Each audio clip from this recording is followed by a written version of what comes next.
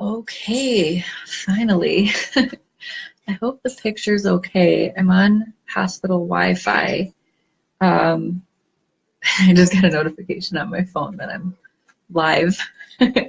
That's got a Jeff Goldblum themed wallpaper on my phone. But yeah, so I'm on hospital Wi-Fi, so hopefully the picture's okay and hopefully the sound is okay. But sorry that took so long to get on here. I was trying to, get all of they test for all sorts of blood stuff when you get here, and then because it's my first time, they have so many questions and blah blah blah. So, hey, you guys that just joined in here, could you let me know if you can hear me okay? Like I said earlier, I'm on hospital Wi-Fi, and I don't know if it's. Did you start? Yeah. Oh.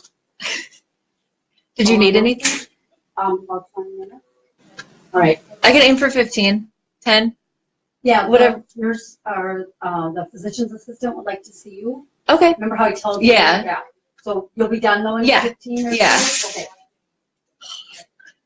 Okay. Okay. Thanks, Jen.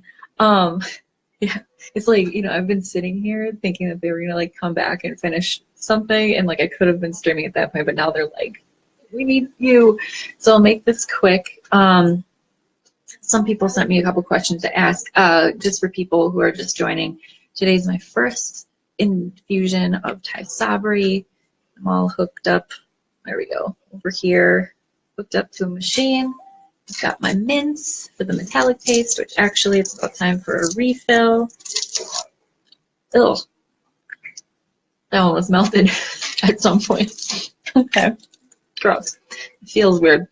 So, I had a couple questions that people asked, and I thought I would kill some time.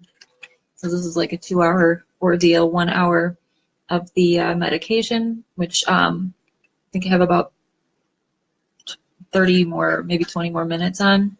Hey, Ashley. Hey, oh, hey, all of you. And then after that is like an hour of saline to pump it all, clean it. I don't know. So, let's get this started. So, I'm just going to pull this up real quick. So, someone had asked, this chair, not the most comfortable, said, how's the knee recovery? And how is traveling to Tennessee with an outward disability? I should get this mint out of my mouth because it's not easy to talk. Where to put? Pardon me. So wait, which side? Okay. Gross. Okay.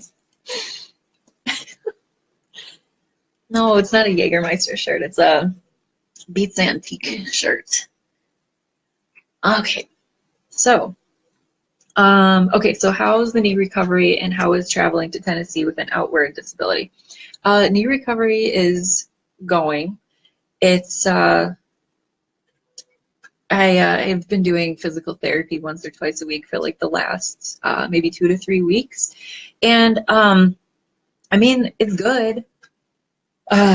Just my quad is very, very weak because you consider it's been about 18 weeks worth of atrophy that I'm trying to repair. So I'm down to 1 crutch comfortably, and I can shuffle without any crutches, though that's not the greatest idea until my leg gets stronger, because I don't want my body to overcompensate in any way and form bad habits. So it's a slow process. Still probably have a few months before I'm able to like walk normally again, which is crazy. But and then how is traveling to Tennessee? As most of you know, I don't require, outside of this injury, I don't require any type of aid for walking. I don't require a wheelchair or crutches or sticks or anything like that. So this was my first time traveling with an aid, and it was an experience. I had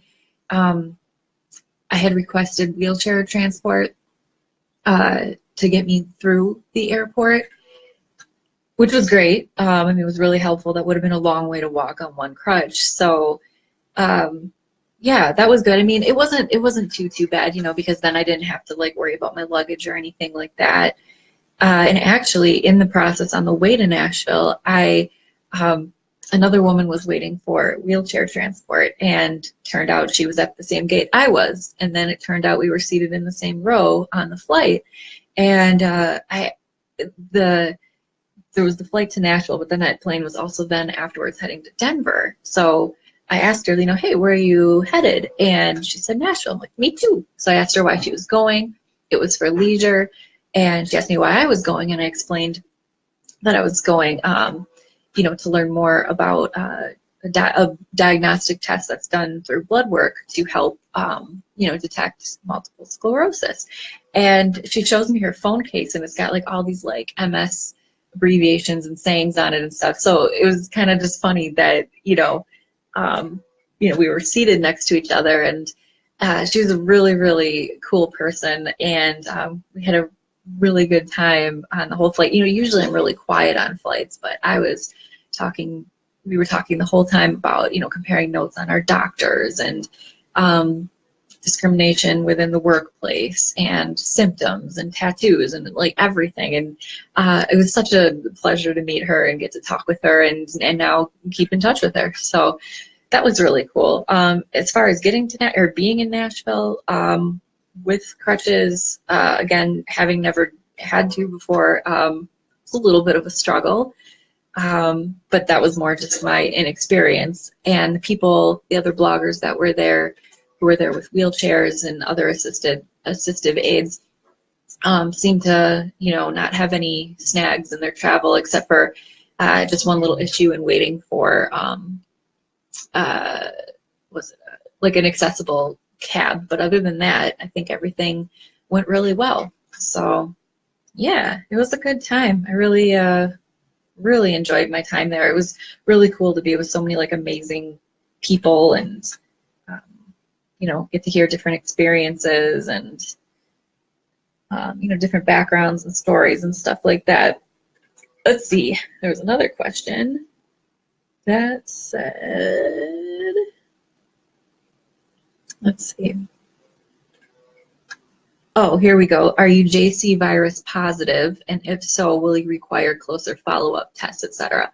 So for those who don't know, Tysabri, the drug that I'm getting pumped through me right now, basically stops white blood cells from going to your brain.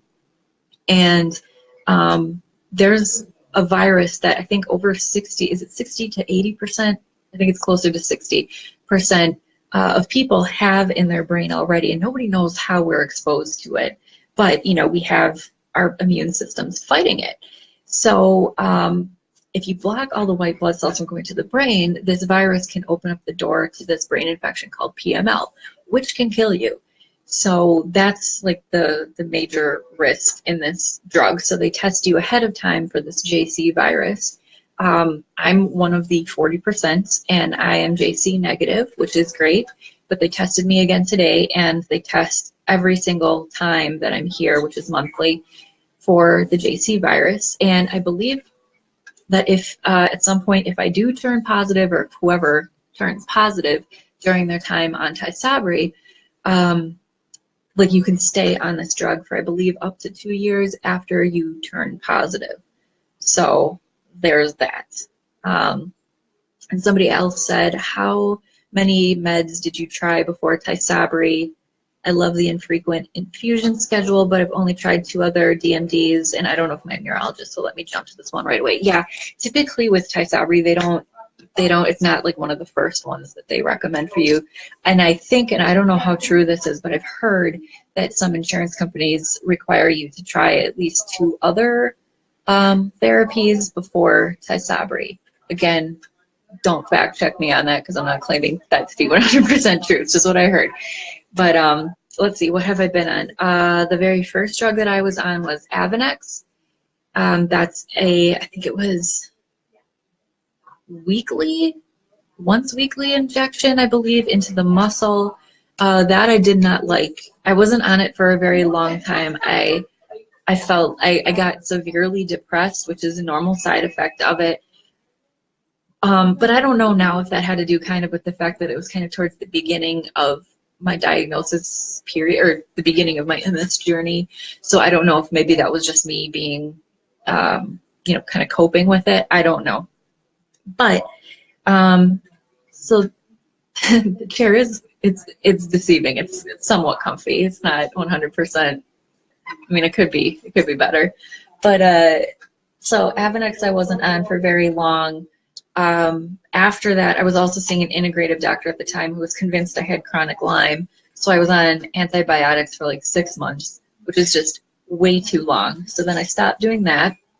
And then, and by the way, I did, if you want more detail on my experiences with all these medications, I did write a blog post about it in my blog at itsonlybruise.com. And I believe it's called, if you need to search for it, something like Time to Make the Cupcakes, or Gotta Make the Cupcakes, a journey through the, you know, MS medications I've tried, or something along those lines. I can link it. Actually, I can link it right now, and I'll keep talking. But then after that, I was on low-dose naltrexone, which, of course, is not approved for MS. It's actually approved for opiate addiction, I believe. But when taken in small doses, it's shown to help people with MS. But again, like, no studies have been done on that. Oh, I've got to accept the terms for this Wi-Fi. Okay. Good. Okay, hold on 1 second. Let me. So I took that, and that was disastrous the first time. I would urge you all, I'm going to post it in just a second here, the link to it. Once this stream is done, I would urge you to read it, because again, I go into more detail about all the medications I have tried, and there are aplenty. But it's kind of a, I mean, it's kind of a funny story. It was scary at the time. Oh, I found it. Here we go. It's kind of a funny story, but it was very, very scary at the time. But I had like a psychotic episode on LDN. That's the low-dose naltrexone. I just posted a link in the comments here to the whole explanation of the stuff I've been on. Hey, Dee Dee. Yeah, Copaxone I've never tried. But yeah, once I got done trying LDN, I think there was a period of time where I was just like, no, I'm not going to be on any medication. But then there were some new active lesions on my MRI. So then I was on Tecfidera. With Tecfidera, I had the normal gastrointestinal bloating yuckiness that you get. But I also then was covered from ear to ankle in these huge, red, itchy, painful welts, and you'll see pictures of them if you go to that link that I just posted. I'm gonna pin it to the top here.